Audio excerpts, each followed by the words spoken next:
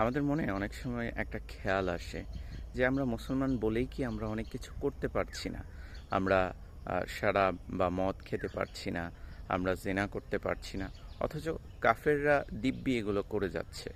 রাসূলুল্লাহ সাল্লাল্লাহু তাআলা আলাইহি সাল্লাম এ বিষয়ে হাদিসে পাকে ইরশাদ করেন। হযরত আবু হুরায়রা রাদিয়াল্লাহু তাআলা আনহু হতে বর্ণিত, রাসূলুল্লাহ সাল্লাল্লাহু তাআলা আলাইহি সাল্লাম বলেন, দুনিয়া মুমিনের জন্য জেলখানা। অর্থাৎ জেলখানাতে একজন কয়েদি যেই সীমাবদ্ধ কাজগুলো করতে পারে, কিছু কিছু কাজ করতে পারে, চাইলেই সব কিছু করতে পারে না, তেমন দুনিয়াতে মমিন চাইলেই গুনার কাজ, যে কাজগুলো নিষেধ করা হয়েছে সে কাজগুলো করতে পারে না। এবং কাফেরের জন্য এই দুনিয়া জান্নাত।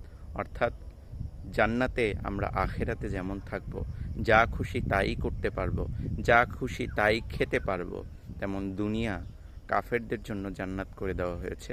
তারা যা খুশি তা করতে পারবে, কিন্তু আখেরাতে তারা কোনো কিছুই পাবে না। হাদিসটি মুসলিম শরীফে রয়েছে।